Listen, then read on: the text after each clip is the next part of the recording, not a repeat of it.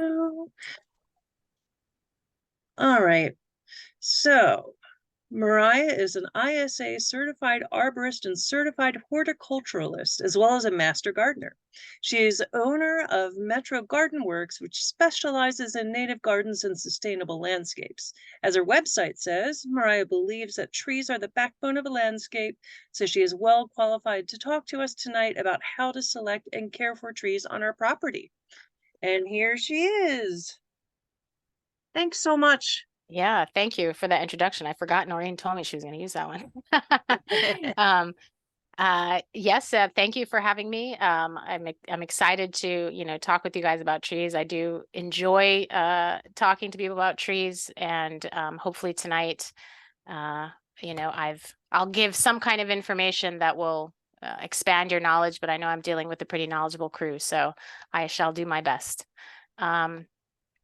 You said I have a share screen. That's what I'm looking for here. And I shall share. Let's see if that works. Can you see what's supposed to be a slideshow? I'll turn it into an actual slideshow. Yes. I've hit the slideshow button. There we go. Okay. So, as everyone mentioned, I am I'm master gardener. I think I did that on my website before I was a tree steward, so I'm technically a tree steward too. But I do spend a lot of time looking at trees as an arborist. So we will jump in without further ado and talk about selecting and caring for trees. Noreen gave a lot of leeway on the topic, and with some chapter references. So I've hit some of the chapter information, and the topic is so broad that I'm touching a couple other things, like I mentioned. Oh, excuse me. I hope you can still see. I just did something funny where I swiped my screen. But hopefully, the everything I cover will be relevant to you looking at trees for your own landscape, or eventually talking to other people about their trees. That's my ISA number in case anyone's not sure. You can look that up somewhere, and there's a website that'll say, yes, that's in fact true. So we're talking about tree selection. There will be other presentations that cover some of the topics that are listed in here. So I'm not going to go into them in great detail, but I'll just, highlight a couple things. But I do know that there are some great presenters down the road that'll cover some of these topics. So we'll just touch on what's relevant for our selection and taking care of trees conversation. That's an overview. We'll go through it line by line, so we'll get going. So if you're like me, and I like plants, I see plants that look cool, and I want to know what they are, and I want to know if I can put one in my yard. And so I'm going to use an example of a tree that I saw recently in someone's landscape. This is you don't see it too often down here. It's called a hop hornbeam. Usually around here you see the one that's called a hornbeam or a musclewood. And as I refer to trees, I'm going to use the botanical name, which in this case is Australia virginiana. I'm not doing that to be pretentious, but I'm doing it because that's the only way I know I'm talking about the same tree. And I don't want to confuse anyone with common names. And in fact, that's what happened on this site where I was doing a tree consultation. This was a recently planted tree, and they told me that they had a musclewood tree, and I had to tell them that they did not have a musclewood tree, that this was the tree they had instead. And they're two very, very different trees. So the name matters a lot in this case. So we're just going to use this as an example tree as I walk through, what kind of tree selection things you might be looking at when you decide to plant your own tree. So if you're like me, you get to the nursery and you see this lovely tree and you pull out the label and you look at it, or you figure out what the tree is. I love Missouri Botanical Gardens site. I think they give a lot of really good information. They keep information up to date, which I think is really valuable, because in the plant world, names change and things like that. So they're a really good resource for that kind of information. So, just like a plant label, I might look it up, and heck, here's the most important information I need. Zone. How much sun, how much water does it need? And that beautiful unicorn of low/no maintenance that everyone wants. So this tree seems perfect. This is great. I'm in the right zone. I got part sun, and I should just get it. But I want folks to understand, I think this is in the Tree Steward manual. Actually, I know it is, but I just want to mention a couple things about hardiness zones when it comes to trees, because I think there are some cases where this becomes much more important than people realize. So I'm going to pretend like people don't know hardiness zones and give you the dumbed down version of all the information, which is this was created by USDA, the Agricultural Research Service, and it outlines hardiness zones across the US. Hardiness refers to specifically cold temperatures. So these are the temperatures that they have identified as the average lows for each of these areas, and they've divided it up by these colors. Hopefully everybody can see. They're very detailed here on the left. Each zone, it's 1 through 13 because we're including Puerto Rico.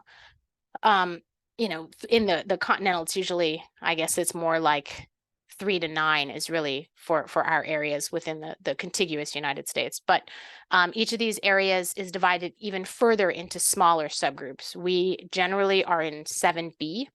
So if you take a look at the key here to the right, that's going to be average winter temperatures or cold temperatures of 5 to 10 degrees Fahrenheit.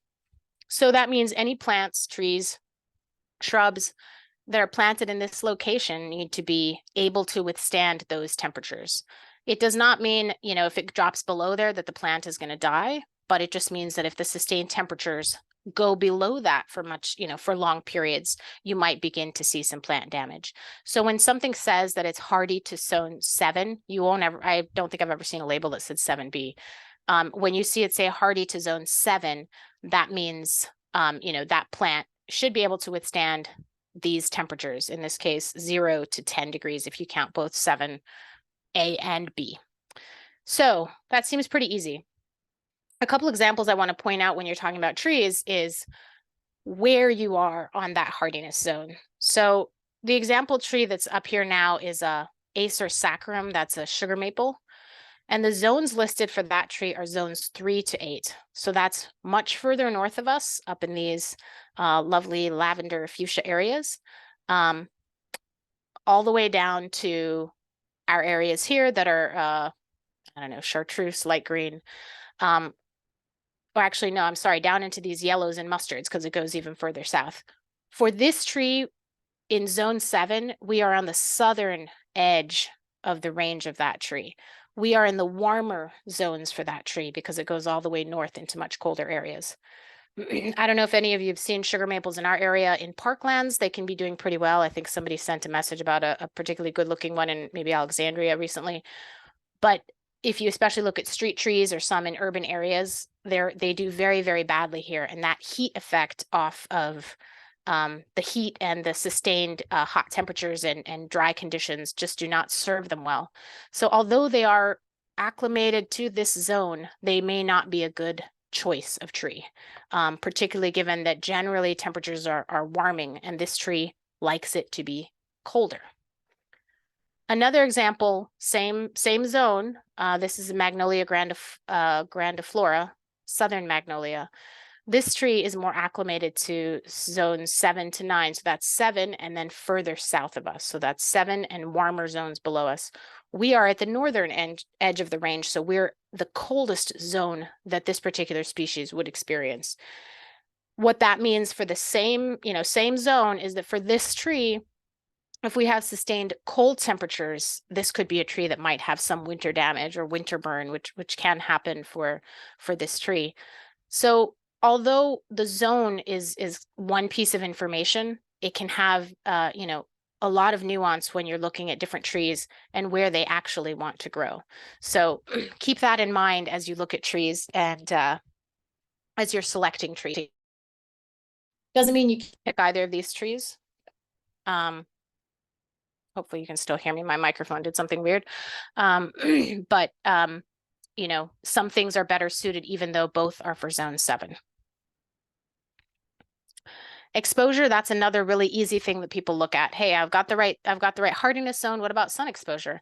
I've got partial sun, which is what part shade, which is what we were looking at for that Australia virginiana. Generally, when they list the sun and shade conditions, these are the hours of sunlight that they're talking about. They're talking about 6 hours, 6+ hours for full sun, between 3 and 6 for part sun, and less than less than 3 is what they would consider shade. Something to remember again in your plant selection is that when you're dealing with part shade trees, the sun at the end of the day, so on the western side, in this case, this picture, am I doing that right? Yeah, western side, that's going to actually be more stressful for a tree than morning sun. The moisture levels in the morning are higher, temperatures are lower. It's just a generally a better time for a tree to be doing, its various metabolic processes. By the time you get to the western sun, the end of the day, the hottest part of the day has passed. That might mean that the tree has shut down some of its transpiration because it doesn't want to lose more moisture, more water through its leaves. So it can actually be behaving very differently at the end of the day than in the morning. So doesn't mean you can't plant a tree, but you're going to have to take more care in watching it to see what stressful conditions might be in terms of extra water. It could be a point where you need some sort of break or shade to give it some sort of rest at the end of the day. That's also possible. So again, it's just sun exposure, but it can have a little more nuance depending on what type of tree you're dealing with. So, a lot of people stop there and they go, well, great, I've got the right hardiness zone, 7. I got the right amount of sun, so we can move forth. We'll buy the tree. And when you're selecting trees, there's a couple other things I think are worth paying attention to. And this is sort of a follow-on to the soils discussion that you had last week with Dan. If you look, this is one of the reasons I really like Missouri's site is they have really detailed information about where these normally grow. And if you look at the fine print, it says that this tree normally grows on rocky, dry soils, on rocky slopes, upland woods and bluffs, and that it's an understory tree. So that's what that part shade represents, that it's used to some sort of shade from a larger tree. It's normally in the understory, and it's on dry and rocky slopes and upland woods. So if you were to look at what that looks like in an image, cross section of a landscape, what we're looking at when you're talking about this particular tree is this xeric upland forest. So this is uphill. It's an understory tree. It's not one of these larger pines. I don't know the scale of this. I'm pretending like it's this little guy. Hopefully that's it's still a tree. But what you can notice about soils up here is that you're much closer to the base parent material, that rocky substrate, and you've got much thinner, leaner soils, I'll call them, which means, there's not much to go before you hit rock.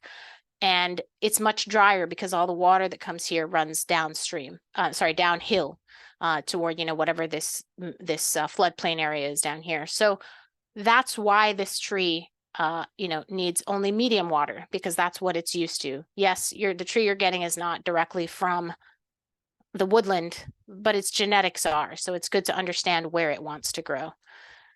So that's the fine print on any tree that you're looking at when you're looking at tree selection. And that's kind of why I'd like you to look a little more closely at your site, and why I mentioned that, we might tag on to some of Dan's soil discussions, just to make sure that you're making the best, selection for your site. A lot of this site evaluation stuff, I think Kate Donahue is going to cover when she does, maybe it's right tree, right place, right plant, right place. We talked a bit about hardiness because I think that's just something to understand where the variation can come in across trees. Existing structures, light utility poles. I think Kate's going to talk about a lot of that stuff. What I'd like to talk a little bit more with you about is, what you can't see in this picture, which is what's going on underground. I love Dan's presentation. I thought he gave a really great overview on soil and, some of the amazing things that it does for our ecosystems. Something that I'd like to work or, bring to your attention is that a lot of the sort of the mysteries of soil are things that you can test for. And knowing the results to these things will help you make sure that your soil and your conditions are matched for the trees you're selecting. So I believe this ribbon test is in the manual. You can find a bazillion sites that list how this works. Basically, it involves taking some soil, getting it wet, and then making a fist with this ball of soil. And if you can make it into a fist, you try to squeeze it and make a ribbon, they call it. And the length of the ribbon determines what types of soil. It gives you a general idea of where your soil might fall. I've had a little trouble with these tests because I do it and kind of feels a little gritty. I'm not really sure how smooth it is. Probably if I was somebody that did these all day, every day, I'd really have a good sense of it. But it might still give you an idea. Basically, if you're forming any kind of ribbon, you've got clay in your soil, which is kind of a given around here. But it gives you a little bit of an idea without having to go through this whole triangle, which is a really cool triangle, but it's you've got to navigate your way through it. Another thing you can do is something called a jar test. I find this one a little bit easier. You take again, you can look it up, jar soil test, and you'll find all kinds of instructions. But basically it involves taking a sample of soil, putting it into a clear jar. Doesn't have to be a mason jar, but usually it is because they're pretty easy to measure. You put it in there and shake it. Sometimes they'll put a soap or some kind of agent that will help to separate the particles. And you shake, shake, shake, shake, shake, shake. I don't think you can overshake these. And then you'll let it sit and you put it in a place where nobody will bother it. And I've seen some tests say come back like after an hour. I don't think I've ever done that. I think I've waited like a week.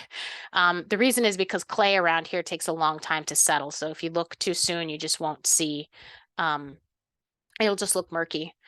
Eventually, although I don't think I would see this kind of soil around here, what you're looking at is the relative heights of each of these things. So if this whole height of the liquid represents 100%, a rough measure might be that this line here at the top represents 50%. And between the two, to make the math easy, I'm going to say that this is about 30% on this lower level. Everything here at the bottom is sand.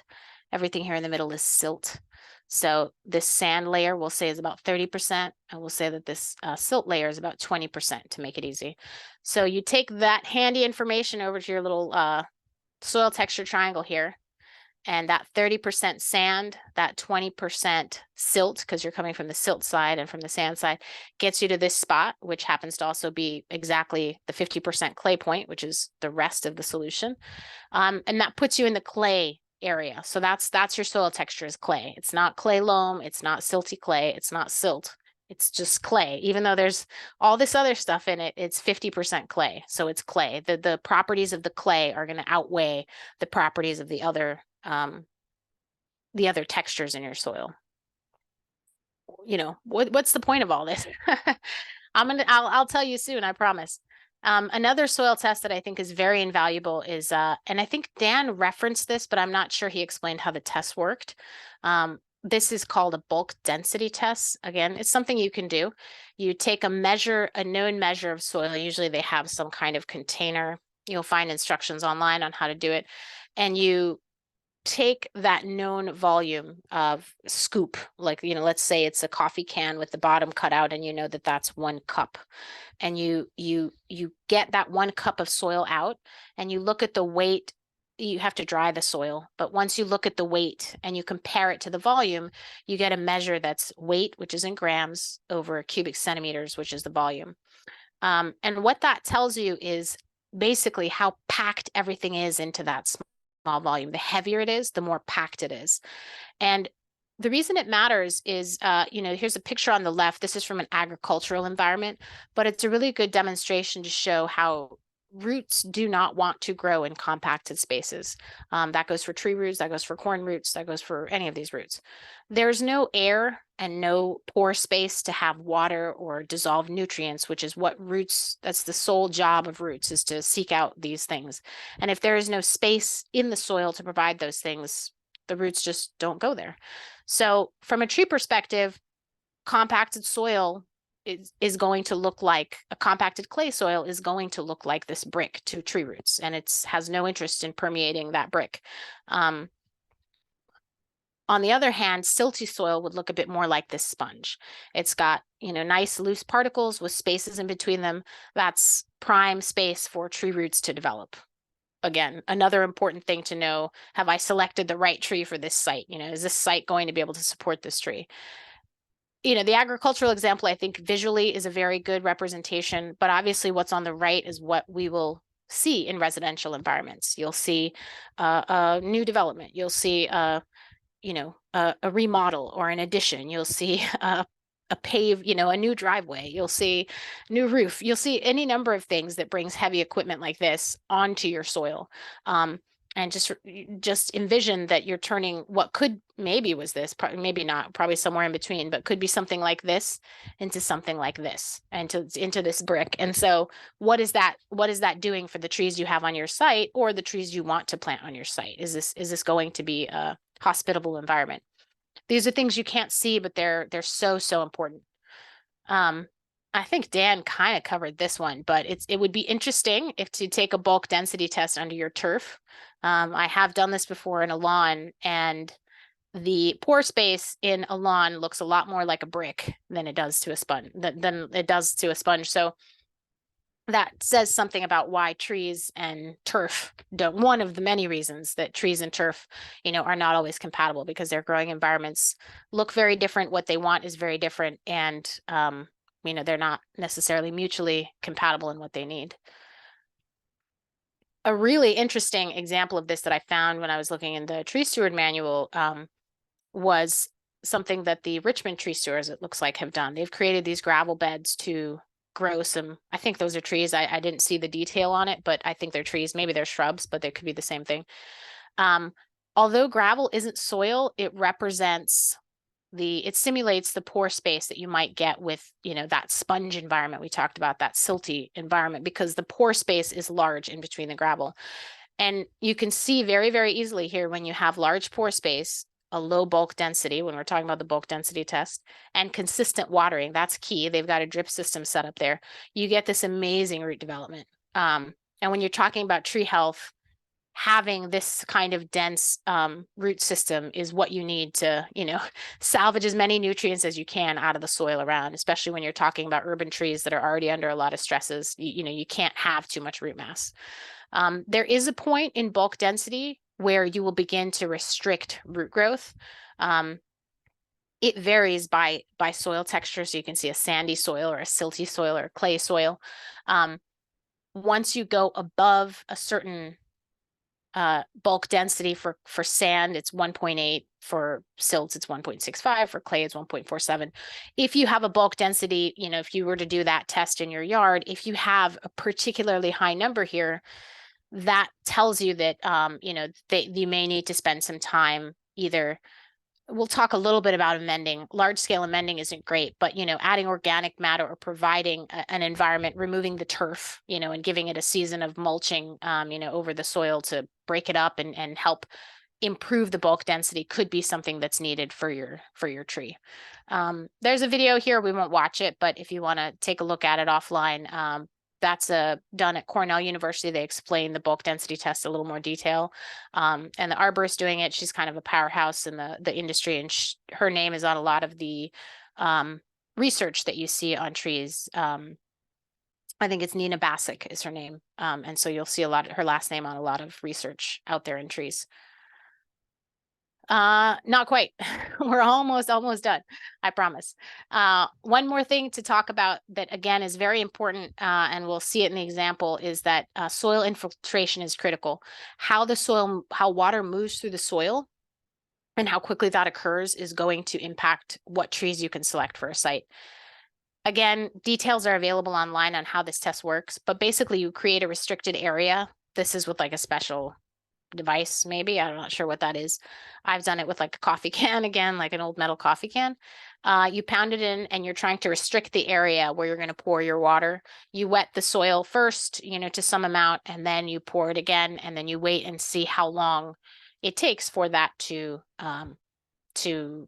go down into the lower soil. So that gives you an infiltration rate. Obviously, for sands, because the spaces in between the sand are much bigger, you're going to have a faster infiltration rate. In this case, it's saying more than 0.8 inches per hour. That's compared to clay, which is what we have generally around here. It can be anywhere from 4/100ths of an inch per hour to, not even 1/4 of an inch per hour. And I think, a lot of us that live around here have seen that in our yards, where you can, have the rain sitting for a while after these rain events. And that's part of that has to do with how saturated the soil is, but that's also because of the clay constituency of the soil. And why this is really important when you're selecting trees is that trees growing in poorly drained soils, they have to be able to tolerate wet root zones. Because they've found that it's both the wetness, but it's also these low oxygen conditions and what they bring. And root rot or poor growth is something that you'll see very often when trees that shouldn't be in a wet site are in a wet site. And it's not just that the site stays wet, it stays wet for certain periods of time. It has low infiltration. The reverse is not true. You can take a tree that grows in wetter conditions and likes low infiltration soils. I'm thinking of a red maple as an example. Another name for a red maple is a swamp maple. Normally, if you go down to Dismal Swamp, I think it's further south in Virginia. I can't remember if it's Virginia or North Carolina, but I think it's Virginia. You will see an abundance of red maples. They are growing in the water. They are perfectly fine with that.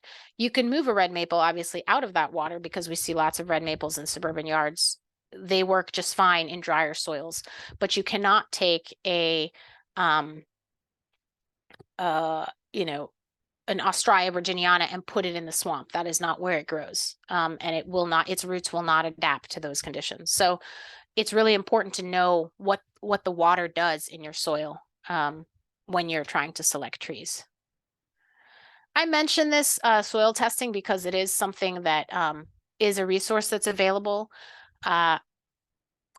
It's exactly this. It's, they give you the information about the various minerals, the potassium, the phosphorus in your soil, the pH. I think this is good information to have, and it's really helpful to know if your soil is particularly acidic or particularly basic, but probably most soils around here will fall into a given range. And it's going to be pretty impossible to amend your soil to a point, to be able to sustain, let's say your desired Mount Laurel collection. If you don't have that kind of soil, it's going to be difficult to amend it and maintain it. But it is useful information to, just have an idea of. Cooperative extension, however, started, kind of as a basis of supporting agricultural areas. So a lot of this is, although it still exists and you can get it for urban environments, it's really often used in agricultural environments where you can actually, use fertilizer and limestone and other things to amend your soil for your crops. But it is good information to have, so you know what's under your feet from a molecular level, if you will. There was a little bit of discussion on this on the listserv, I think, when it came to structural cells and that kind of thing. I'm going to mention it here, but I think it's less applicable in residential settings just because we tend to have more soil volume. But I think it is relevant in the case that as we have changing types of spaces, I live in a more townhouse style residence, whereas somebody that lives on a half acre, has a very different growing environment. But when you're talking about soil volume, what you'll see, actually, this is Bassick's name here. So Nina Bassick from Cornell participated in this study from 91, 92. It assumes that your yard or your soil depth is 3 feet. That's like the where the roots are most likely going to grow. And it looks at the crown size. So if you're looking at an Australia virginiana, which was our example tree, it has a 30-foot crown. So 30 feet going this way, side to side, 30 feet front to back. So you do 30 by 30 to get the overall area. That's where I have this 900. And you take the 900 and you follow the line until you hit another line, and you see that is, you hit this, this furthest line here, and you go down. This is the ratio that the line that I'm following, but I come down when it hits this line, and that's 1200. So it's saying that a tree with a crown of 30 feet by 30 feet needs 1200 cubic feet of soil. Well, if I take that 1200 cubic feet and divide it by my 3-foot soil depth, I need a 400 square foot planting area. So an example of that could be a 20-foot by 20-foot lawn. The math works out also for like a 40 by 20-foot lawn. I'm sorry, a 40 by 10-foot lawn, but maybe you wouldn't use that narrow of a space. But that's just to give an idea of what do trees need.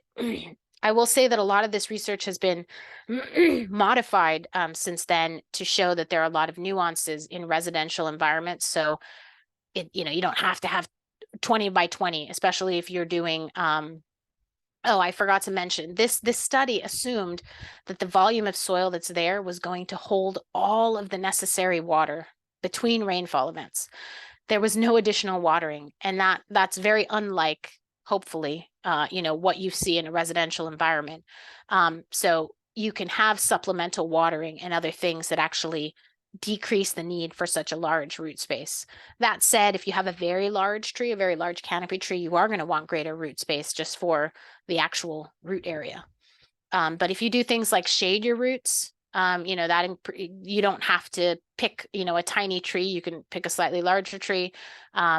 You're going to expect to water it, as your soil improves because you mulch and things like that, then the water holding capacity will increase, things like that. So there are many nuances that will determine what the soil volume is. But in case you see soil volume discussions come up, that's what they're talking about when they're talking about selecting trees for a given space. Okay, I think I'm finally done with the soil. Does anyone have any questions on that? I think it's fascinating, but I know it's a little bit dry before I jump into the next part. I have a question, Maraea. Yeah. It's Noreen. When you see, I know nowadays they have, bigger tree pits and things, and they've got different planting practices now for street trees. But like when you see these street trees that have been there for, 30 or 40 years or whatever, and in the district or in older suburbs, and they're just planted in these little, planting strips along the curb, where are those trees getting the roots? Where are they getting their water? Yeah, I am fascinated by that also. And, I think they're getting it through any crevice. I mean, even Shirlington, I guess Shirlington is oldish. You look at the willow oaks that are crammed in those little tiny spaces. And I have no idea. I mean, they're overflowing. They remind me of Cinderella's stepsisters, just like falling out of everything. Just they're coming out of the soil, out of the pavement. And I think when they do street projects and things, they find that, for the most part, they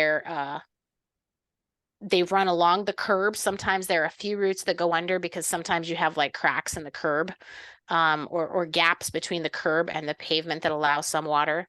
But they just go until they can find something. But they are often just really packed into that little space. And that's one of the reasons I'm fascinated by trees, because I have no idea how they do it, but they manage it. Yeah.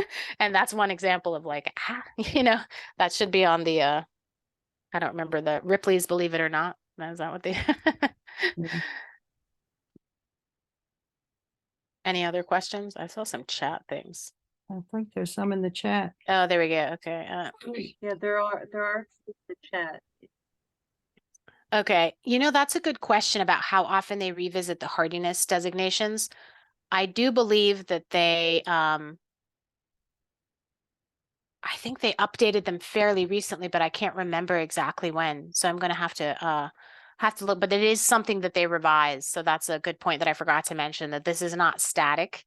As temperatures warm and things like that, they could be updated. And I don't know if it's a timeline or if they, see that temperatures have deviated within a certain, outside however many deviations of what they were, that could be. Okay, so Linda says that she thinks they're updated every 10 years. So that's good. I think they were updated fairly recently. Elaborate what you mean by shading roots. Shading roots could be, we'll talk a little bit about it later. It could be mulching. It could also be having some kind of planting. What you're trying to do is keep your soil temperature lower.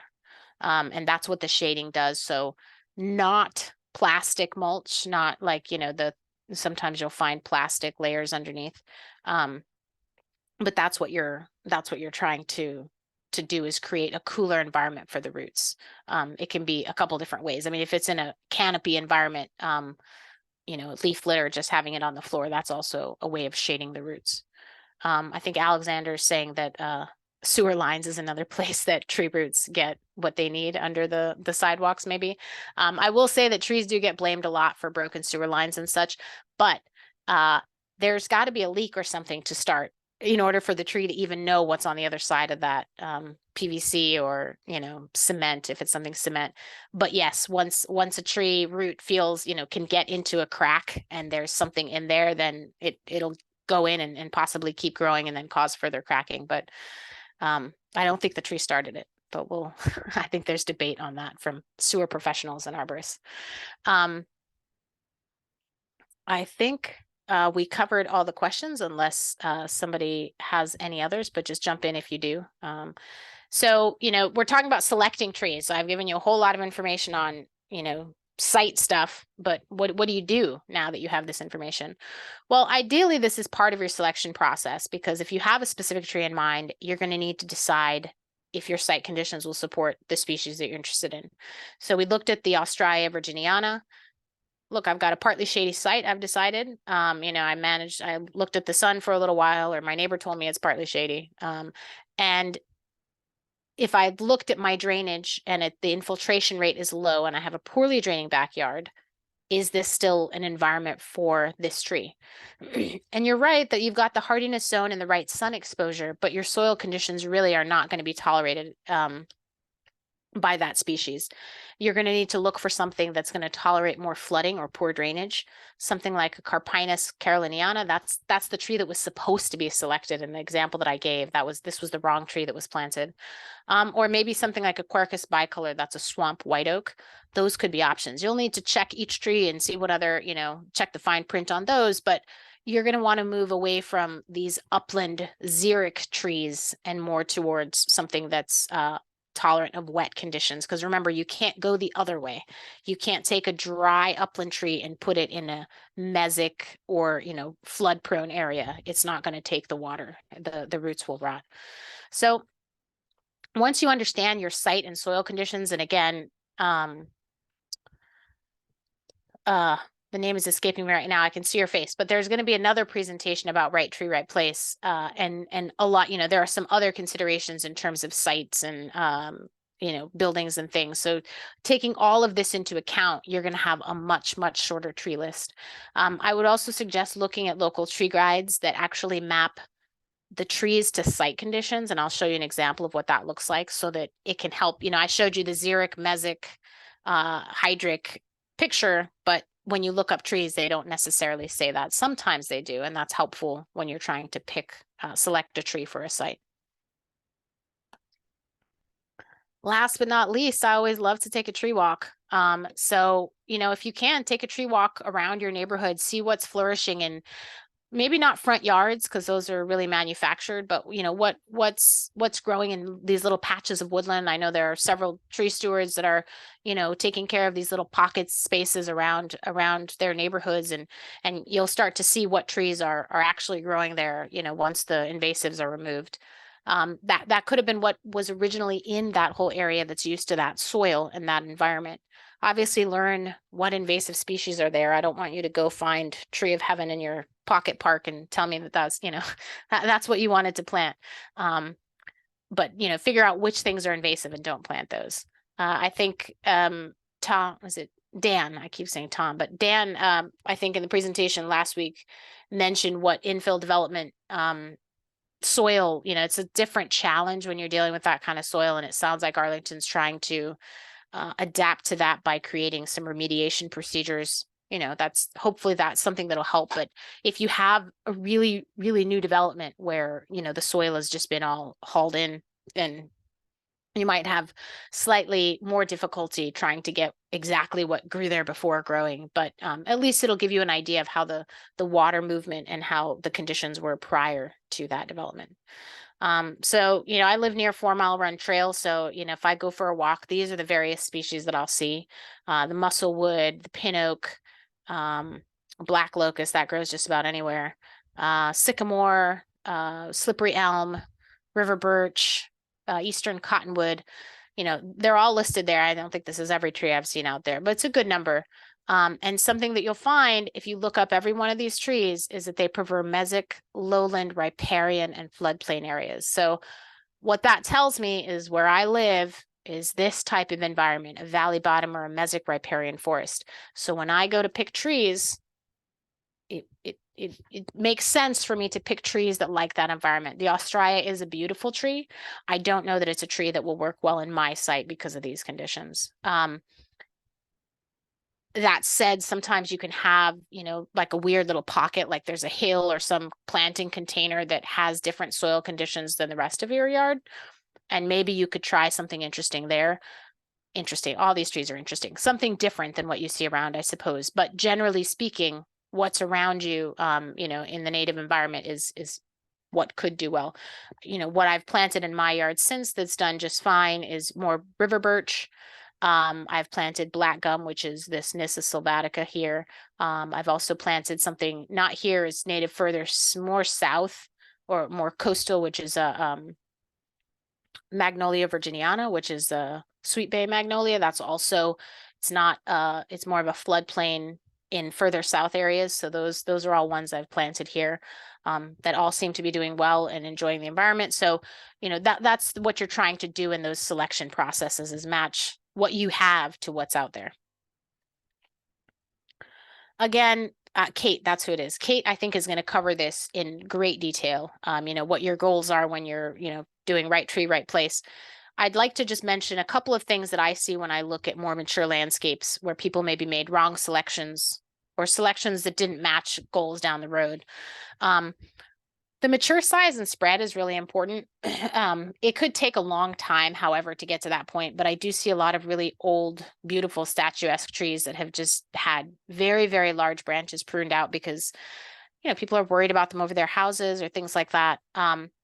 So, you know, you can't worry about what somebody's going to do 80 years down the road, but it is something to consider as you select and cite a tree. Is, you know, is this tree likely to outlive, you know, outlive me and hopefully down the road, you know, other owners who might have to live with the tree.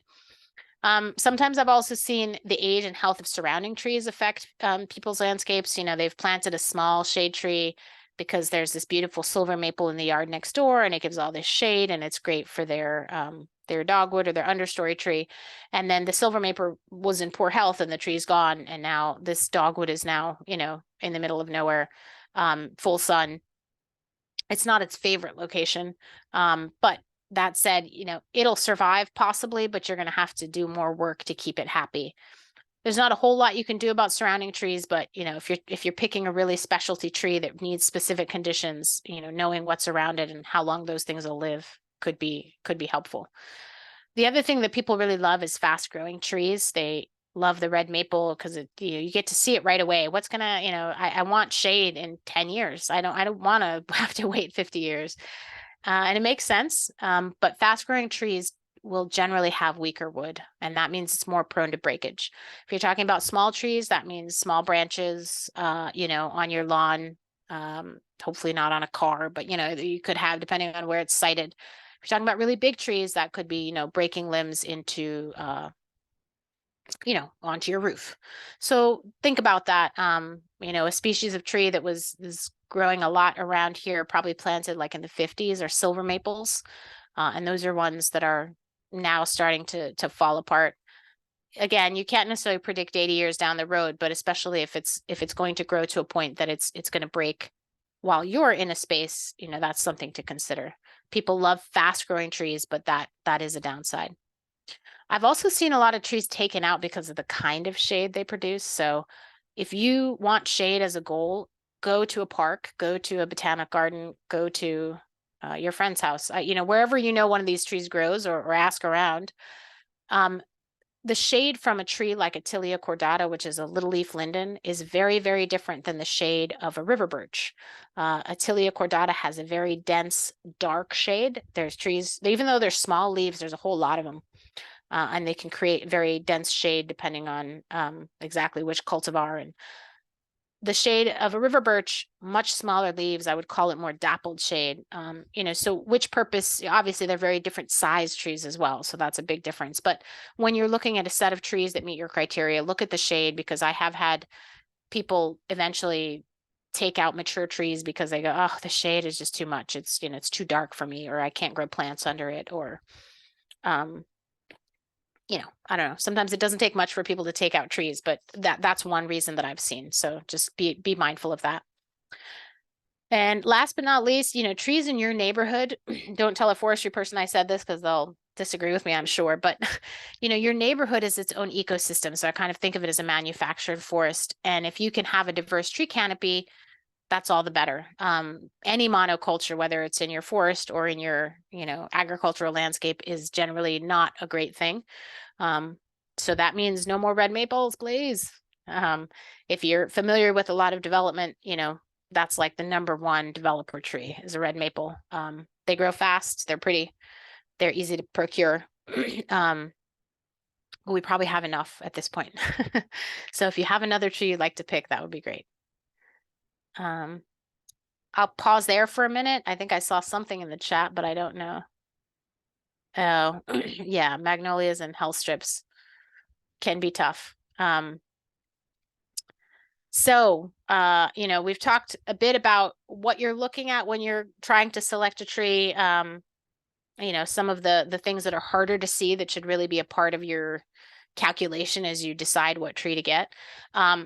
What I want to cover now is, I don't remember what chapter it is in the book, but this is about what you can buy. So once or maybe before maybe you just want to go browse trees, what can you buy when you go to buy trees? So generally, for a residential setting, you're looking at bare root trees, container trees, or balled and burlapped. They're also known as B&B. Sometimes you'll see that listed.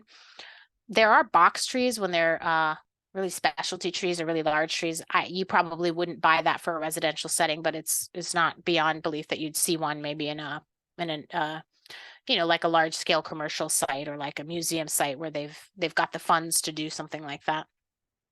Some of the measurements that you might see when you purchase trees, height is one measurement that sometimes they'll give you.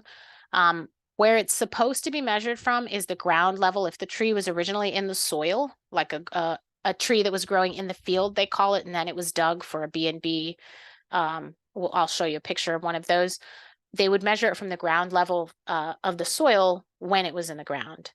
If it's in a container, it's supposed to be the soil line from the container. So from the soil line to the top of the main leader, or from the ground level to the top of the main leader. And that's when they give you your 6 foot, your 8 foot height. And then another measure you'll see a lot, and so as height goes up, your cost is going to go up, obviously. The tree's been taken care of longer. And as caliper goes up, that's the next measure I'm going to tell you about, your cost will also go up. So a measure of trunk diameter in a nursery is called caliper. They're going to measure it at about, I believe, 6 inches off the ground. I have never worked in a nursery, so I'm not sure about that, but that's what the nursery standards said. So 6 inches above the ground level or the container level, they're going to measure the diameter, and that's called caliper. So often you'll see 1.5 inch caliper, 2 inch caliper, 4 inch caliper. I mean, they can get pretty big. Once I think it gets to a certain caliper, they might have to average some measures across the stem to do the caliper, but that's when I think you get above 4 inches. Something to keep in mind that this is only a nursery measurement. Once the tree is in the ground, if you go to measure the same tree, you're supposed to measure it at 4.5 feet off the ground, and it's that diameter at 4.5 feet off the ground is called the DBH. So you would say it has a 2 inch DBH, and DBH is short for diameter of breast height. For me, it's like diameter of clavicle height, but you just measure to 4.5, and that's where you take the measure. So those are the measurements you might see depending on how you're buying your tree. So let's look at each of the types so you know what you're getting when you buy them. This is a bare root. That was the first of the examples. All of the ones at the left, this is a larger, these have been in the ground longer. I don't know what it is. I will say this is a grafted species. You can see these little little bumps here. From here down is one plant. Like this is, let's say it's a red maple. This is like basic red maple stock right here. This is regular red maple roots. And then from this little line up, that's Frank's Red or October Sky, whatever the cultivar is. This is one common way that cultivars will be grown. We'll talk about what a cultivar is in a minute. But bare root trees, they can have a lot of roots, but all the soil is washed off. Excuse me, and they're shipped dormant. So you're only going to be able to get these in the dormant months. So that's you know, December, January, February. I think it depends on sometimes where your nursery is located, what, you know, when leaf fall is and when they'll ship. They're also trying to deal with not freezing temperatures, et cetera, when they're shipping. But they're going to be, once you get them, the roots have to be kept moist and they need to be planted or healed in as soon as possible. Healing in is like informally planting it. It's almost like you're just using your heel to dig a little hole, put the roots in and cover it and, you know, push your heel back on it. It's just to create soil contact with the roots, but you're only using it to store the plants and then you're going to replant them later. You can also heal it in a pot with soil as long as you keep it watered, keep the soil moist. These ones up here, I don't know which kind of pine that is, but that's a evergreen species. An interesting thing I learned this past, I guess it was winter, there was a IS conference that I attended, and it was, there was a presentation by someone from Cornell, a researcher from Cornell, and they, from work that they've done out there, they've done a lot of work with bare root trees. And they had a really good manual that listed different species that do really well from bare root. This is helpful to know because if you're trying to reforest on a large scale, you know, assuming you don't have deer issues and other things, you know, using bare root species are, you know, much more economical. That's why you've seen the Northern Virginia Soil and Water Conservation District tree sale every year. That's a very low cost way to get a lot of seedlings. Obviously, they need more care. And in this case, you can see that some species just aren't going to work as well. The tree we've been talking about just happened to be on here. So Astraea virginiana, that hop hornbeam, if that was something I was trying to procure for a site, I would be less likely to find it as a bare root. So that's something to keep in mind, that certain species will be limited to certain containers and types. Another thing to mention about bare root, it just skipped my mind. Oh, so this, what you're looking at here, this could be something that they ship to you, but this could also be something that a nursery ships to another nursery, and that nursery plants these in the ground, and in, I don't know, 5 years, you're going to that tree, that other nursery is bald and burlap tree. So this bare root life cycle is not necessarily just bare root to a residential or a, you know, the planter. The planter could be a middleman, another nursery in between you and the bare root nursery. I mentioned this creating the urban forest. I have a link to it at the end as well. It's a pretty interesting what's the word, publication for people that maybe are trying to do their own large scale sites with, you know, something like bare root. Containers are another way you'll find trees. They have these numbers. I think they used to correspond to how much, like, you know, number 1 was 1 gallon, but the sizes aren't actually 1 gallon anymore. So they're just numbered now. But these top 3 are the ones you'll probably most likely see trees and shrubs in, at least by the time you purchase them. I've purchased smaller trees, you know, but usually people are looking for bigger stuff. So they're going to, this is kind of their bigger market. These 2 on the right are, I don't remember the name of the proprietary methods, but I'm going to call them air pots generically. That could be a proprietary name. Basically, the container that was around this it was a kind of a corrugated container, but there are holes. And in those holes, it's the same holes that you see in this ridged container. When the roots hit those air pockets, or air where the air is exposed to the soil, or the soil is exposed to the air, the roots desiccate and they don't keep growing there. And the point of those types of pots is to avoid this thing that you see in this lower picture, which is this circling roots situation. It's a big cause for tree issues, mortality, and just general problems. So it is something that the industry is trying to get better at. But basically, the tree that you buy in this big pot started in smaller pots. And if in the nursery they're slow about getting it, you know, there was some sort of storm and they couldn't get to the nursery, or they had a big labor outage and they don't have enough resources to up pot from number 5 to number 10, the longer it sits in this smaller container is when these roots begin this process. In theory, you could correct it by cutting the roots when you up pot to this bigger container. The reality is that, you know, with costs and labor costs and all the other costs that go with raising trees, it's probably not going to happen. So you might get a tree in a number 10 container that had root defects when it was in a smaller container, and you may not be able to see those because they're internal. So you didn't see this, but you see all the roots that are on the outside. So it is definitely a downside of container trees and something that you'll have to look for. And we can talk a little bit more about that. I think a lot of that can be dealt with at planting, which I won't cover because I know you're going to have a presentation on that. The last kind of tree, again, that you'll probably encounter is called bald and burlapped, or B&B. They're called that because I guess it's a root ball and then it has burlap on it. And then usually it has wire. I think mostly wire. I don't know that I've seen an all rope cage. They tend to be wire cages. These are trees that are grown in the field. And then this lovely little machine at the bottom is a tractor, but it has this attachment that's a spade, and it goes in and takes out the root ball of the tree. And that's how it's then able to be packaged. I haven't participated in any of these operations, so I've only seen the spading, but I don't, I think it's like a production line when they wrap these up. But they do that. And, when you buy it, you see this cage on the outside. This is an example, this one here at the bottom, of one that has been sitting in the nursery for some time. This is a line at a nursery. This is, I don't know what time of year it is. It looks like there's some leaves on a few things, not sure, but it's probably early spring. But over winter, what they do in nurseries, if you go to Merrifield, you'll see it. They pile huge piles of bark mulch around these to keep the roots from freezing. And so the roots could eventually work their way out of the burlap into this nice, lovely nice, lovely mulch around it. So this, although it's not pot bound like a container plant could be, I would consider this, root bound for a bald and burlap tree.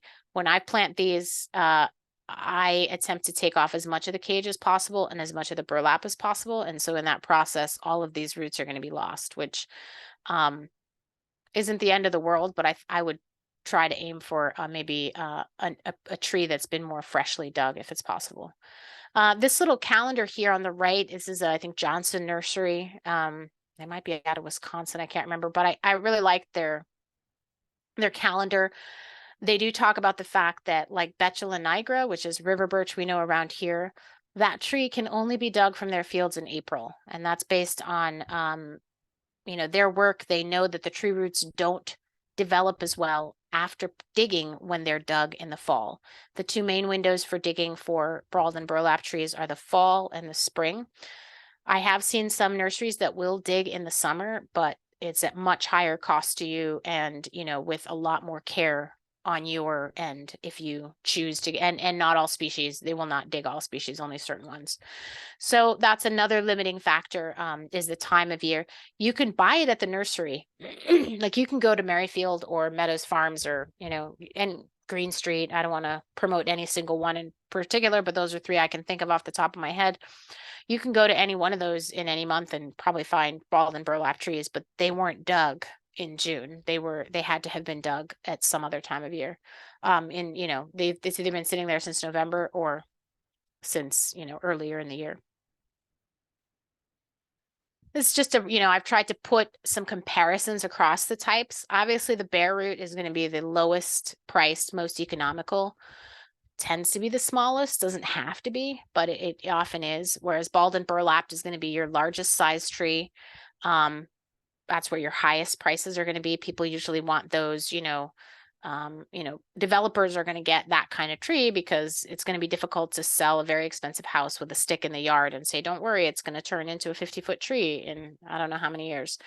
So they're going to put the bald and burlap tree in, maybe not planted very well. I'm going to put that caveat in there, but that's where you'll see those container trees. One of the pros of those, one of the cons is those girdling roots we looked at. If it's not too severe, if it's too severe, don't buy that one. You can lift it out of the pot. I know it's, you feel like you're manhandling the plants, but try to take the plant out of the pot to look at the roots. Or sometimes you can just look at the top and you can see the roots girdling around. Don't buy that one. Just wait till they get new stock. Sometimes if it's just a little bit of circling, like the roots have just gotten to the edges, that's something that you can shave off when you're planting. Again, I think Otis is going to cover that when he does the planting. But containers are available year round, so it's a bonus in that, you know, you're not shocking the tree because it's been in a pot all year. What does happen though is that those container trees are really used to growing in that lovely bark peat sand fertilizer ball mixture that the containers have, and so that the roots of that plant are going to be very used to that, and to get those to go out of that and into that lovely clay soil you have in your yard, it's going to take some persuading. So you're going to have to cut roots, you're going to have to wash roots. I think a lot of these are covered in the Tree Steward manual, but that's, you know, it can be remedied, but it's a little bit of a con. You're going to have to put more work into getting the tree into the ground. We talked about timing a little bit. You know, I put here at the bottom, seedlings or volunteers. You know, I've had things pop up in my yard that I've donated to a friend. I've had friends donate trees to me. I have a beautiful red bud that I got from a garden I used to volunteer in, that we were gonna, you know, just weed that little puppy out, and I decided to plant it in my yard. So, you know, don't overlook those seedlings that find their way to their yard. If it's a tree that you want, you know, it's not invasive, fingers crossed. It's already adapted to your soil. If you can move it when it's dormant to the right place, you know, you might already have yourself a tree, but they do sometimes require a little more patience. And never, never, never go dig trees from the wild. But that's in there. The other thing about bald and burlap trees is they're lovely, they're big. They are really, really heavy. I've planted, you know, 1.5 and 2-inch caliper ones, and those take, you know, 2 to 3 people, depending on how strong they are, how far you're moving it. You know, you'll need a dolly, you know, so you're probably going to be hiring somebody. That's why you can hire a Merrifield to plant these things for you, because they do require more resources and more physical strength, and, you know, just manipulating a root ball that size is difficult.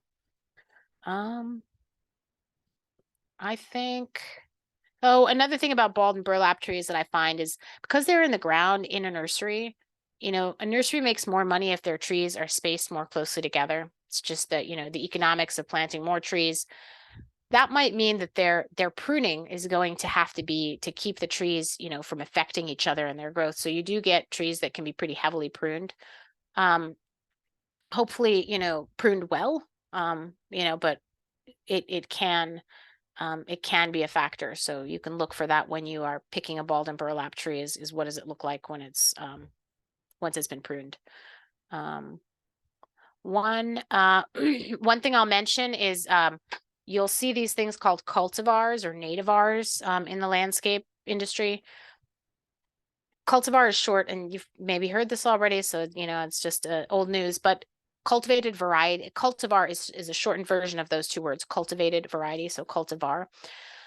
This is a plant that's been propagated for very specific traits. Maybe the original plant was found in the wild, you know, with a yellow flower, whereas the regular species, the straight species, has a purple flower. And so they've taken that plant and now they've continued propagating it by either root stem cuttings, usually by what's the word, like cloning. They're clones of each other. Or some things can be done with seed collection, but it's something that they have to manage very closely in order to get exactly the plant that they want. Nativar is the same thing, but it's with native. I said tree species, but it can also be perennials or any other plants. So I'll give you an example so you know, have an idea of what this looks like. So liquid ambar styraciflua, this is sweet gum. Sweet gum? Yeah, sweet gum. Beautiful native tree. It's well known for its fall color. This one's like red, orange, yellow. I've seen these, you can see, I don't know if that's the top of it or a tree behind it, but they can also do this like deep purple. It's really, really a beautiful tree. It does have the downside of having these like mace shaped fruits that can roll your ankle in a heartbeat on a sidewalk. And it is also known for its very pyramidal shape. I'll try to run my cursor.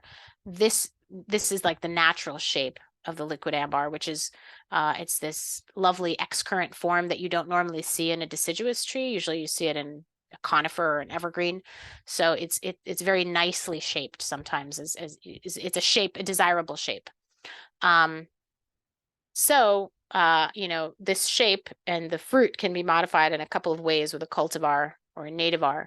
There's a nativar called, so it'd be liquid ambar styraciflua rotundiloba.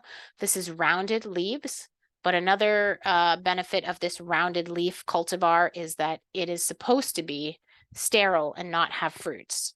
That said, I have seen instances where after 15 years, the tree is now producing fruits, even though it's a rotundiloba. So that's not a guarantee, but that's one reason some people might look for a cultivar. Another example is it's liquid ambar styraciflua slender silhouette, and you can see that, that silhouette is much different than the actual liquid ambar. I don't think it's prettier, but you know, it could serve in certain environments. I do see this planted as a street tree, like in the district. This very columnar form, they call it, is something that they'll look for sometimes for street trees. It doesn't really provide much shade, but I guess the idea is that it provides less pruning hassle. But that's to be seen, because I think it is difficult to have all those branches going straight up. So that's just to introduce you to this idea of cultivar and how drastic, you know, sometimes it's just a little different, but these are two pretty drastic differences. That said, if you're planting trees because you are trying to create, you know, ecosystem benefits, sometimes these cultivars don't necessarily provide either the pollen, or in the case of a rotundiloba, it's sterile. So you're not going to get the fruit if you're trying to feed turkeys or whatever eats sweet gum fruits. And so those are things that you're going to lose by selecting that. I don't want to get into the whole cultivar nativar debate tonight, but those are things to consider. Any questions on types of trees and how you can buy them, and, you know, upsides, downsides, before we jump into another portion? Okie dokie. Actually, a quick question, Maraea. When you're at a nursery and you're pulling trees out of containers and trying to do all this stuff, are they okay with that, or do they really try to discourage you from doing things like that? You know, I haven't had any problems, but usually I don't even have to pull the entire thing out. What's unpleasant about pulling the whole thing out is that like half of the soil media falls out. And so it's like, now you've made a mess. So if you kind of do it where the tree was and it's not like now on the sidewalk, I've never had anybody say anything, but I can tell pretty quickly, you know, halfway out. You're really not supposed to lift container trees like when you're planting. You'll see it in the tree steward manual, like never grab it by the trunk. Well, you'll see in a lot of these, if it's a really big container, it's impossible to lift it. And in that case, what you're looking for is kind of tip the container and see if you can see roots coming out the bottom, or see even if you can stick your fingers into the soil. Sometimes the root mat will be so dense that you can't stick your finger in. It doesn't mean the roots are girdling, but it means it's been in that pot for a long time. So for smaller things, no, I've never had anybody give me any hassle, but you know, I'm not, you know, doing it on full display usually either. But it's really important because, you know, I don't know that Merrifield, I don't know if you get it home, will they let you take it back because it has girdling roots? I'm not sure, you know, that's not their warrant, you know, part of their warranty program that I've tried out. But, you know, depending on how big the tree is, it's a lot of hauling back and forth once you find out. But I haven't had anybody give me any trouble. But I understand that it's uncomfortable for sure. Can you recommend any local tree nurseries?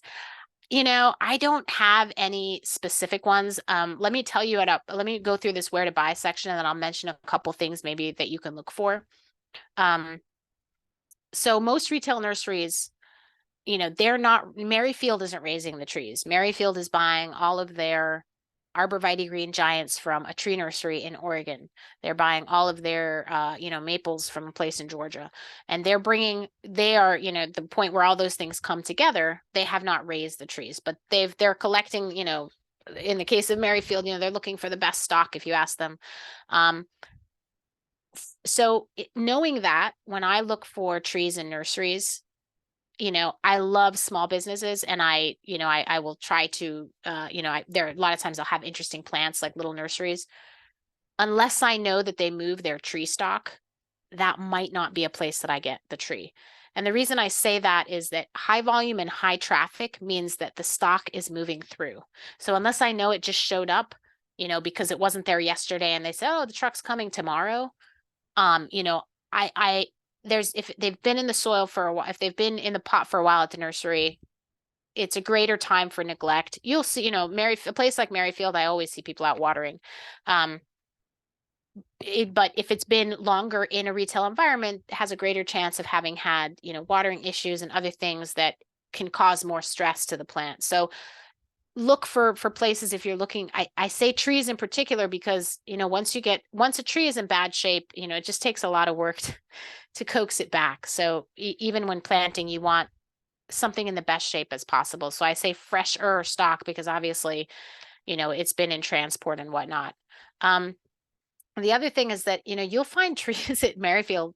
I keep knocking Merrifield. I'm not knocking Merrifield. That's just the name coming to mind. But Meadows Farms, Merrifield, Green Street, any of these, you'll find trees all year round because people want trees all year round. It's up to you to understand that it's not a great time to plant. You know, if it's the middle of the summer, don't plant it. It is just, you're just setting yourself up for a lot of work, and that tree, the likelihood of stress to that tree is just so much greater. Fall is a great time to plant. Spring is a great time to plant. Certain species develop roots more quickly, like, you know, that Betula nigra, that bald burlap version that we looked at. You know, that's another example of, you know, spring might be a better time for that one. Evergreens don't plant in the fall because they don't develop their roots. I learned this the hard way by killing one. They just dry out over winter. So you want to plant them in the spring because that's when their root expansion begins and they can begin to actually bring in moisture from the soil while moisture is leaving through their needles, because they always have needles to evaporate, you know, to transpire water out of. So so while I don't have a specific tree nursery, you know, I don't want to, if you go to different tree nurseries, you'll see their stock. A Merrifield that I like is the one on Fair Oaks, you know, the one out toward Fair Oaks. It's no better than any of the other Merrifields in terms of, like, you know, their prices or anything, but I like the selection of trees. You'll see if you go look at trees at different nurseries, some nurseries you'll go to of the same company, you know, some might have just rougher looking trees, if that makes sense. I don't know if it's the stock they buy or they're not treated well when they're there. But you know, certain branches, I find, branches meaning not literal tree branches, but branches of the same company, different retail locations, I should say, have, you know, just better looking stock. So pay attention to how they treat their plants and how the plants look, and that can tell you a little bit about, you know, is this a place I should buy a plant from? You can also, there are tree nurseries that sell directly to the public. So rather than going, you know, from that nursery to a Merrifield or a Green Street or a Meadows Farms, and then to you, you can get it directly from the nursery. Pennsylvania has a good number of these because they've got this open farmland and it's not really far. There is a nursery, again, this is balled and burlapped, so it's going to be a heavier lift. You have to have a truck to get it. But I've gotten some, you know, 1.5, 2-inch really nice trees from a nursery in Pennsylvania called Ramilton. I'm sure there are other really nice ones. I think that the arborist that works there takes really good care of the trees. You can see it in the pruning. The trees, you know, that I've always gotten from there have always looked good.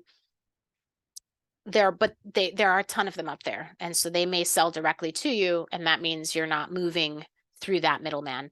Another example of some of these are the native tree sales. We just had one like last week, the native plant sale. They do have a few nurseries that go there. They're actually the ones that collect the seeds, grow the plants. So, you know, you're just dropping a line in the chain.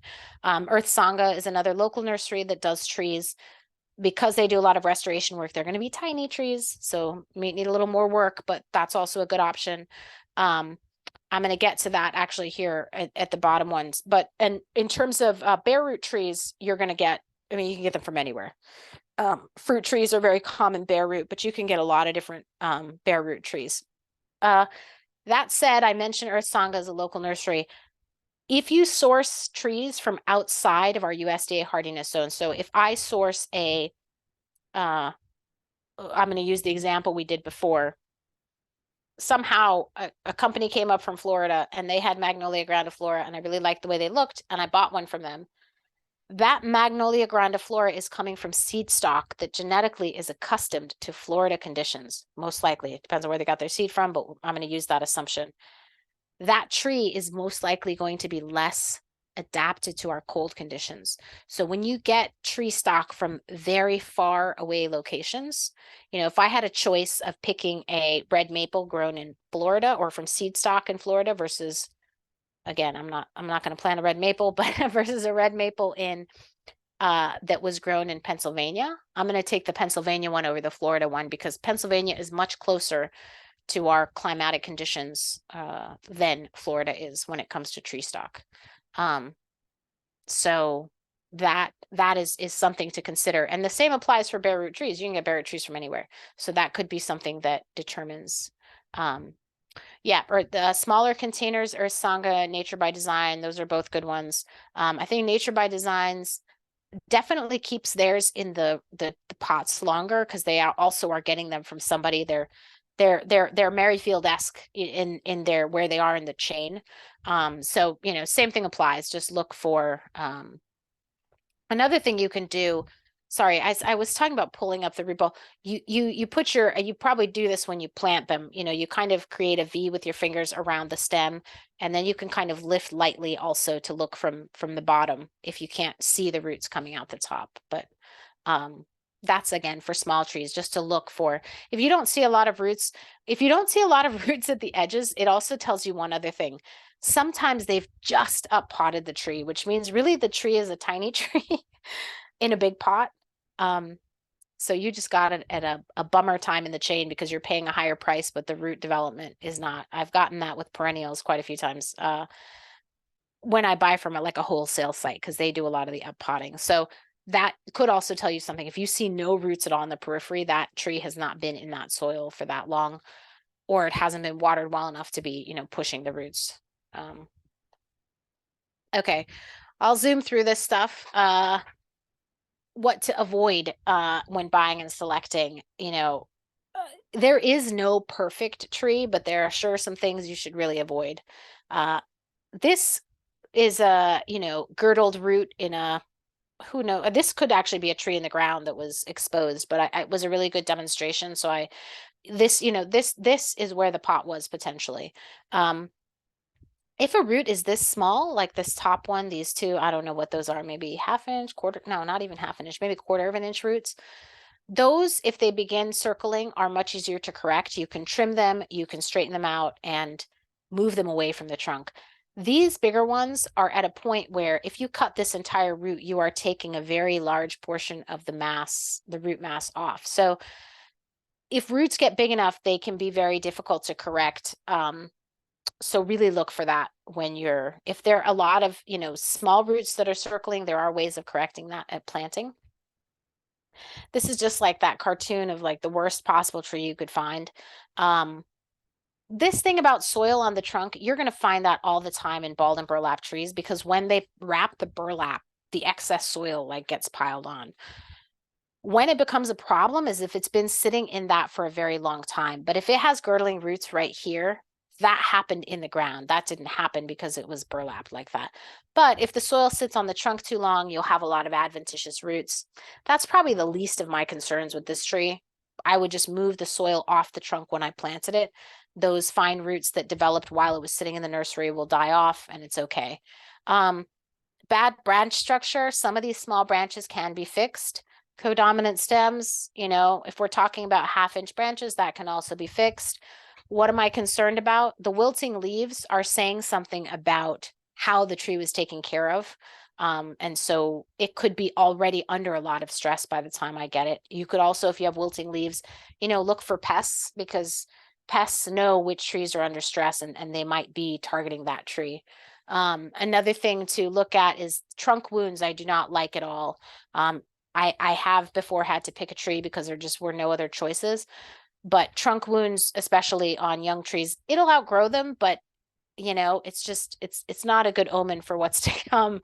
If it, you know, if the trunk is so obviously damaged, if it, you know, just happened and it was just scraped when you were loading it, that's one thing. But if it's a canker that came with it from its growing environment, that canker is not growing away. A canker is like it's like an open sore basically on a tree, and it keeps getting worse over time. So that's kind of what to avoid. And there's no perfect tree, but these are some things you really don't want. I will cover tree planting again, not actually the tree planting process, but a couple things that are the highlights, if you will. I think you're going to do a actual session with Otis, and maybe there will be another presentation. We talked about don't buy trees with significant circling roots. Especially in container plants, you're going to see it. There are some tree planting methods where you actually shave the roots like this. It looks scary, and it is scary, but it's a way to remedy and force the tree to grow new roots, new fine roots that aren't circling like these were in the pot. It's also a way of getting a bunch of the soil off, and I like to loosen all the soil off. I think the Tree Steward manual has like washing the tree, the pot to get all of that fine soil off. Don't soil amend. It's very, very tempting to, create this lush, lovely soil in your planting hole. You'll learn the soil, the water changes how it moves. The tree doesn't want to leave that hole. It creates a water pan. There's so many things. So don't amend your soil. And no matter what type of tree you're planting, find your root flare. So container trees, balled and burlap trees, don't assume that where the line is where the root flare is. So in this case, excuse me. In this case, this little knob is actually the graft point. So we looked at that in those bare root trees. The root flare is way down here where her pinky is. So make sure that you're actually looking for the large root that grew when the tree started. The fine roots that you see right under the soil line when it's been covered, that is not the root flare. You should see a large established root further down. It's a little harder on bare root trees because all of the roots are small, but you'll generally have like a largish root that you can use as your root flare. And I always plant high when I plant, just because I've planted too many times at soil level and then it drops down when I'm watering and after the soil settles. So I prefer to plant high, and then as I water, it'll come down. I can always add a little bit of soil, not pile a volcano, but to grade the root flare down if needed. But it's impossible. It's really hard to do the reverse. So I tend to plant a little bit high. Staking, you're going to see different approaches on this. And I know the Tree Steward manual has stuff in there. If you're planting for a local agency, the city or a county, they're going to have their own policies. And, as a tree steward, that's what you follow. If I'm planting a tree for myself or for my clients, I don't stake the tree unless it's necessary. What's an example of what's necessary? If you're on top of a hill or on a windy site, where there's going to be a lot of exposure that could actually physically move the tree. Even then, if I don't need it, I would just anchor the root ball so that the tree doesn't tip over, but it still gets that exposure to wind. Obviously, if it's fully tipped over, you're gonna have to make some accommodations for that. Stakes sometimes are also used to just delineate an area around a tree so that mowers stay out, things like that. I don't stake trees because they really need to move in the wind, or wind is the biggest reason, but they need to move in order to build the wood that will support them in those conditions. So if they don't actually get the stress from moving in the wind, they can't put tissues where they need to support their weight with that force. So when you stake a tree really tightly, and there are ways to stake trees not tightly, and that's what the Tree Steward manual covers. But if you make an error and you stake it too high or you stake it too tightly, they can't move and they can't build that compensatory tissue. So you're going to end up with a weaker tree. And often once stakes are removed, they will actually snap at certain points in the wind because they never learned to build their tissue there. And we all forget. So even with the best of intentions, stakes can be put on for good reasons, and then they're forgotten. And the wires can strangle the tree as it grows, especially if it's wire and not like even if it's the webbing that can get embedded. And sometimes it just gets to a point where you can't take it out and you just have to clip it and let the tree grow around it. They'll survive. It's just an unnecessary stress if you can avoid it. But again, obviously, Arlington County, City of Alexandria, they're going to have their own protocols, and you just follow those. But if you're planting your own tree, these are things to consider. Pruning, there's going to be a whole nother pruning thing, but this is part of my care discussion. And that is, you know, you really don't have to prune trees right after planting unless it's absolutely necessary. You have a broken branch. There's, you know, a tree with a weird growth that looks like disease, you know, prune it out. It may take a couple of years before, you know, 3 years maybe before they put on significant growth. There's this saying where trees sleep, creep, and then leap. And so the first year they might really do a whole lot of nothing. The next year, maybe you see a little bit of growth, and year 3 is maybe when they take their leap. So give them time.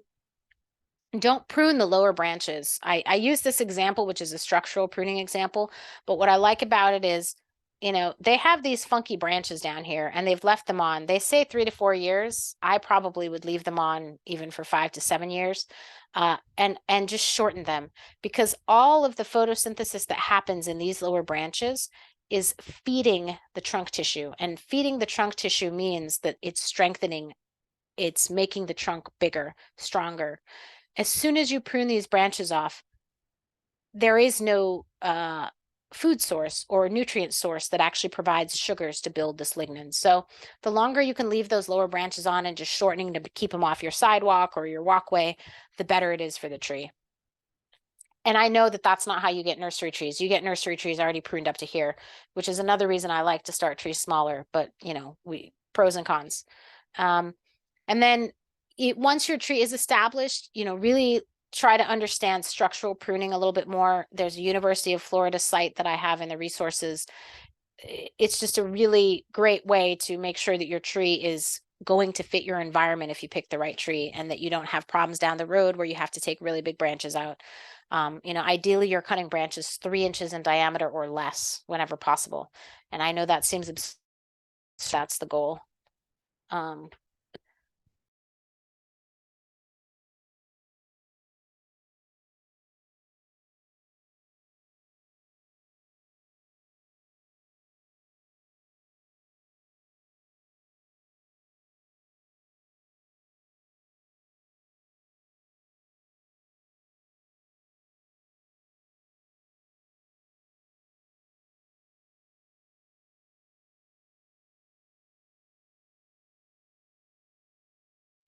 I think she's on mute. I am looking. It looks like her Yes. connection might have dropped. Am I back now? There you are. Oh, Yes, Okay. you're back now. Whew, okay. All right. I was Great. trying to get to the chat and then all Technical of a sudden I difficulties. lost everybody. Okay. So did we lose the presentation? back. We did. I'm back. Regarding pruning low branches, how are suckers different? Good question. So what I'm talking about, can you still see my screen or not anymore? no. No. Okay. I'm going to reshare it. No, you have to reshare it. So while I do that, oh, but it says host disabled participant screen sharing. So you might have to give it back to me since I got off. So suckers can mean a few different things. Suckers can be a tree responding to stress. And let me try it again. Oh, and my screen is, oh no, I don't think I want to share that. I think I want to share the other thing. Suckers can be a tree responding to stress, or it can be just a natural behavior of the tree. For example, some trees are just very suckering species. So I like to understand why the suckers are showing up. And so I wouldn't necessarily prune them off until I could identify what was causing it. Sometimes like mowing over roots, for example, is a big problem. Anything in a pot that is a suckering species will often send those up. Do I prune them off right away? Not necessarily. I will, especially if I'm planting something, I might allow some suckers to stay to sort of feed the root system and speed up development before I prune them off. But that said, I don't want them to get so big that they become, they take over from the tree. So I think it's, you could go both directions. But for this type of pruning, what I'm talking about, can you see my presentation now? Yeah. Okay. For this type of pruning, what I'm talking about primarily is just these lower branches. But yeah, if you've got stuff coming up from the base, it's not unreasonable to prune them out. But again, if I've just planted the tree, I might leave those there because any sucker that's there, regardless of if I'm going to keep it long term, has leaves that then has photosynthetic capability, which means it's going to feed the root system to grow more quickly. So those are reasons I might keep it. Somebody asked about shading root zones, which is kind of what we're covering here. And I think Dan Schwartz mentioned it too.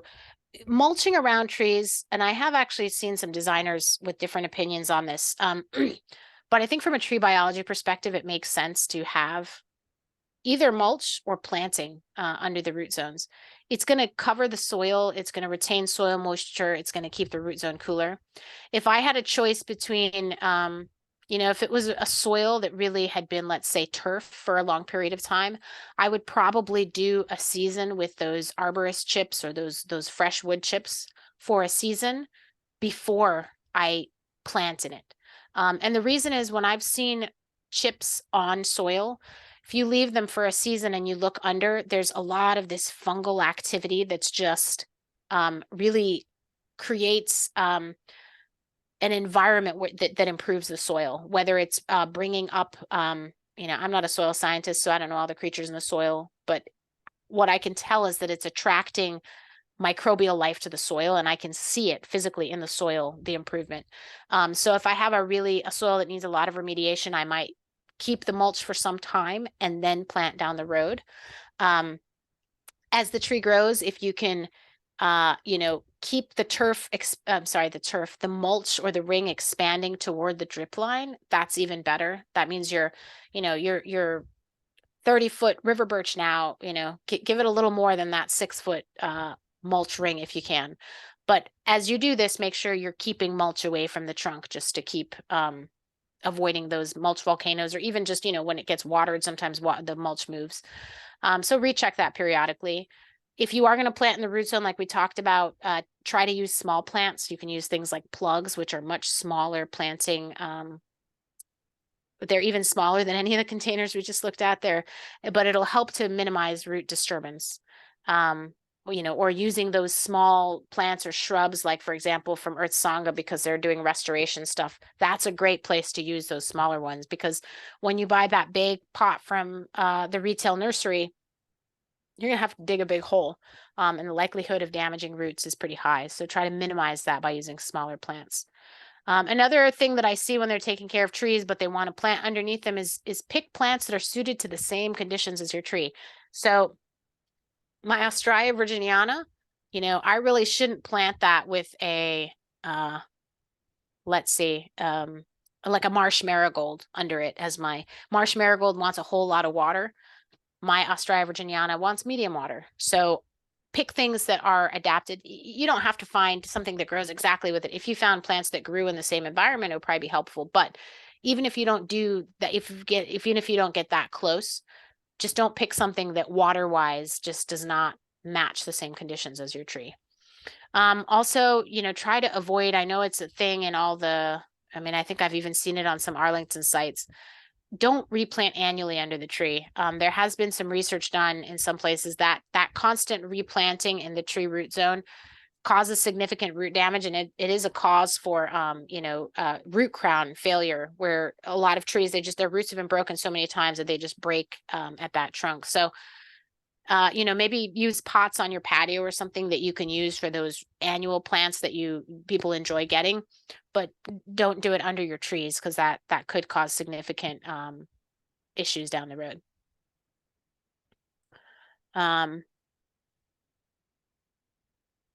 Could you give a couple examples of plants you would plant under a tree? There are lots of ground covers that would do well. It depends again on your soil conditions. So you're going to have to match it up to dry versus wet. Heuchera americana, that's a great one. Any number of sedges.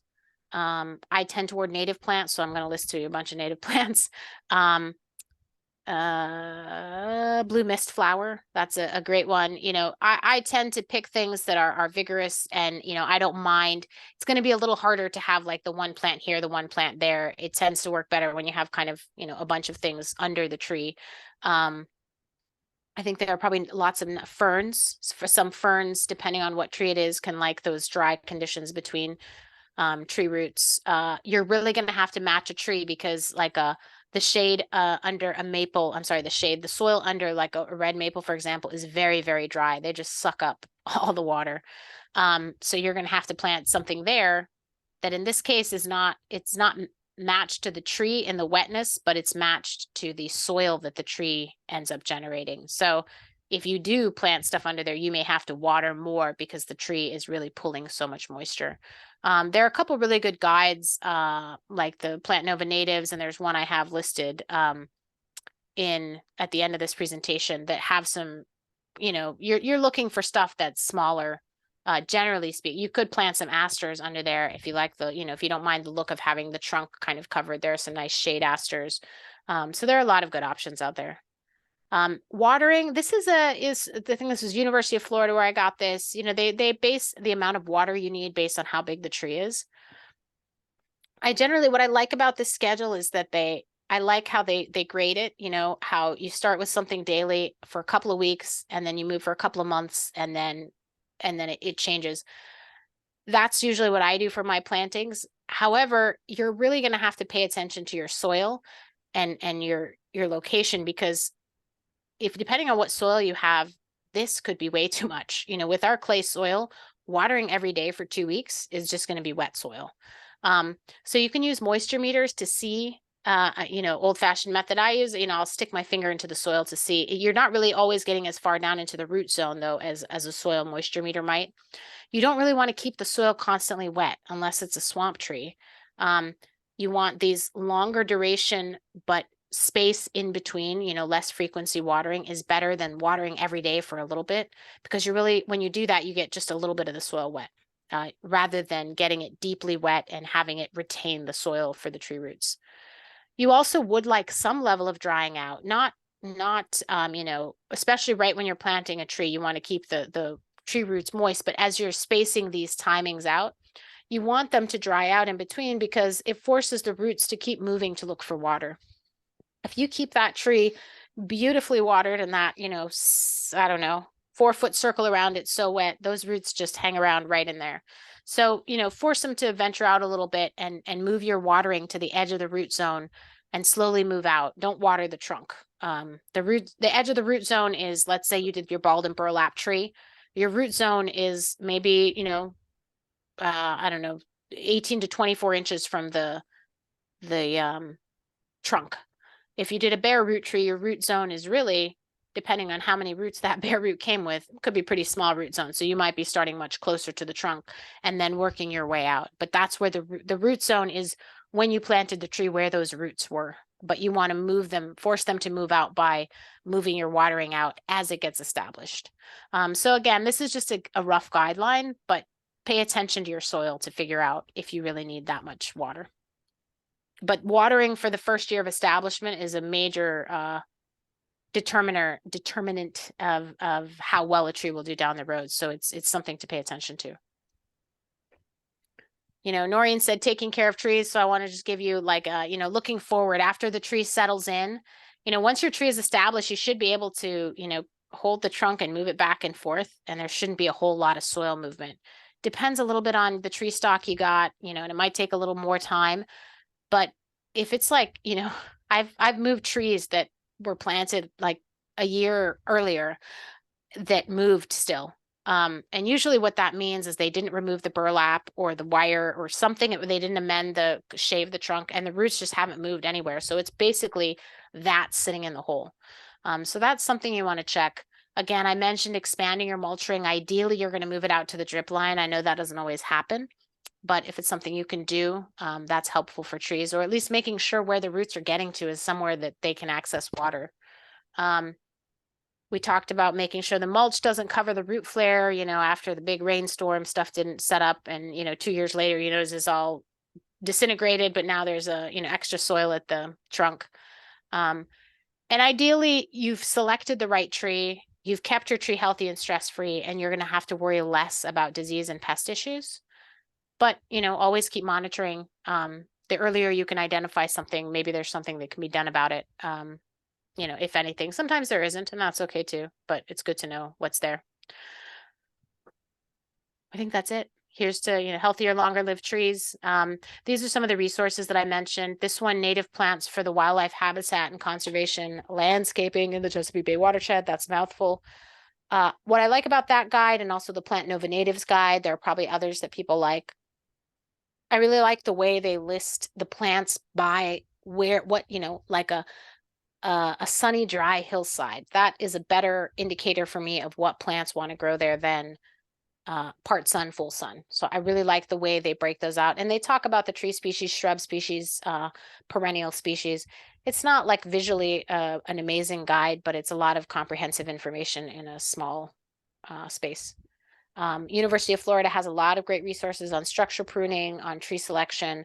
This is that bare root method that I mentioned with Cornell. That's that publication. Okay. What about very aggressive weeds encroaching on tree and health strip? What do you know what the aggressive weed is? That would be a question I would ask, because I do hear people talking about certain aggressive weeds, and I don't mind them, like plantain, for example. Don't mind that too much around the base of something. What are some other weeds I don't mind? A weed covers the soil. So unless I'm going to deal with, crabgrass, crabgrass. Well, if it's that stolen one, I mean, if the way to deal with it though is to get it out and possibly put something else there. If you're really trying to prevent weeds, but hopefully, and I think I've seen mixed things about this on the listserv. Using cardboard with mulch is also a way of deterring weeds. It can't be very, very thick, like, what came around a refrigerator. It would be kind of something thin, and you would want to poke holes in it. That's a method that you could slow some of that development. Crabgrass is kind of, it's just kind of impossible to deal with. So I try it. It clearly finds the environment hospitable, and it's probably going to keep showing up there. So you're going to have to make a call. I don't know that it will affect the tree growth. That's kind of what I would try to decide is it negatively going to impact the tree? Aesthetically, you might not like it, so that's a different consideration. But if it's something, like in a health strip, if I can tolerate it and it's not affecting the health of the tree, I would probably leave it. You might be fighting with it more than not, if you will.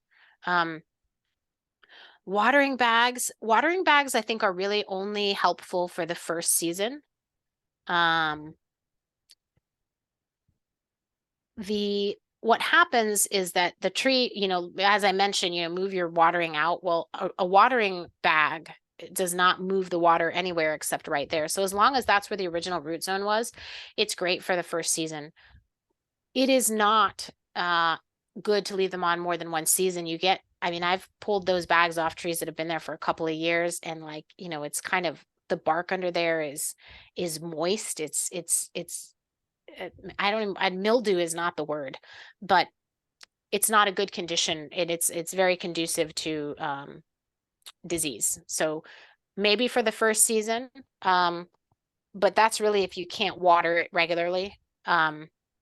And then I've seen some other versions, like a tree diaper. I think that's one that's another proprietary one, but it's flatter. It's more like a donut, and they're trying to create more of a root zone. That one covers the soil a little bit, so that might have the benefit of also moderating soil temperature, like shading the soil. maybe something like that. But whatever one you do use, you really can only use it for a season, because as the roots continue to expand, watering them there is not as helpful as keeping them expanding out. And yeah, Oh, yeah, go ahead. I'm sorry, I don't mean to interrupt. I was just going to say, I think about the time that your signal dropped, Mike Beckman had a question in the chat earlier on. Oh, let's He was see. asking about thoughts on placing landscape fabric around trees. I don't like landscape fabric, and I don't even know that it does its job. I've just seen it in too many environments where, like the crabgrass example, where the weeds that I really don't want end up winding their way into these things. So in the end, they don't end up keeping any weeds out, and then they create a substrate where I can't get weeds out, and then then tree roots are in them. I much prefer the cardboard and wood chips method. It does need to be redone, but it's, redone every other year or so. But the landscape fabric, I just don't find it to be effective. You might be able to find other people with different opinions, but that I have not seen it work well. I've used it for raised garden beds. I've used it, over in pathways. I've used it all over the place, and it just doesn't work as advertised, in my opinion. There is a kind of heavier one sometimes you can use, but that one is so heavy in plastic, I wouldn't put it over. I think that one begins to restrict water movement. So I don't think I would use that one either. Carrie had a question here that said, clarifying on your recommendation not to amend the soil in a tree hole, not even a little leaf grow to mix in the soil. I would say no. And I'll tell you why. I mean, a little is hard to quantify, but if you make any amendments to the soil that are different, there are quite a few videos on this online that you can find. As soon as you change the soil inside that little ball, or I guess it's a little bowl that you create to plant your tree, the same reason you shouldn't put gravel at the bottom. Although the idea is that it should be helpful to the soil texture, what happens is it creates a different texture than the soil just on the outside of the bowl. And so the water doesn't leave the bowl. And so now, even though you didn't have problems with your soil, creating two disparate soil types with your amending caused the water to move differently in the soil. And so it does cause more problems than it seems like it would. What I would advocate for, however, is, work that leaf grow into the top of the soil and let the little creatures and the worms and things that are in the soil come up and get it, and they're going to bring it back down into the soil. You have to go with leaf grow, chop your leaves, to dime size or whatever, and sprinkle those around. The bark chips are better, but you could also do bark chips with like some leaf, that chopped leaf, and the leaf litter can kind of go through the little gaps in the wood chips. But the little creatures will do all the work for you. And as they take things into the soil, you don't have those problems that you do when you just try to straight amend the soil. It feels counterintuitive, but it does. I can't remember. Maybe they're called perk tests, but there are ones where they do soil, one type of soil, sand, and you'd think the sand would drain through, and it doesn't. It just holds the water. So check it out. Yeah, I lost any questions before 8:28, Nora. So if Noreen. So if there's anything I missed, let me know. Any problems with mixing grass cuttings with leaf litter? I think generally no. I would just mix the two. Where you might have problems is if you are managing a grass landscape where you are using herbicides for, say, broadleaf weeds. Something like that I could see a scenario with, but if you just have like a standard, green front, who knows if it's grass or clover or whatever it is, and you're not really doing any chemical treatments on it, you're probably fine. I don't think there's an issue with that. There's no downside that I can think of. And that mixing of the two, the nitrogen that's in the grass cutting and the brown, actually encourages more of a composting process, so that they'll manage with each other the breakdown before the tree really gets anything out of it. So I don't think it would affect the tree health.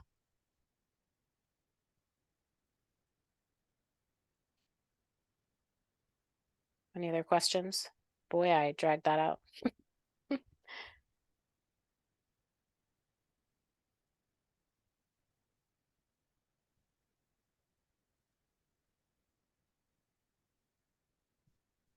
If there are no other questions, why don't I stop the recording? Sounds good. Da-da-da. Thanks, Maraea. What a great presentation. We all really appreciate it. Oh, good. I'm glad. It was a lot of information, so I thank you to everybody that hung on.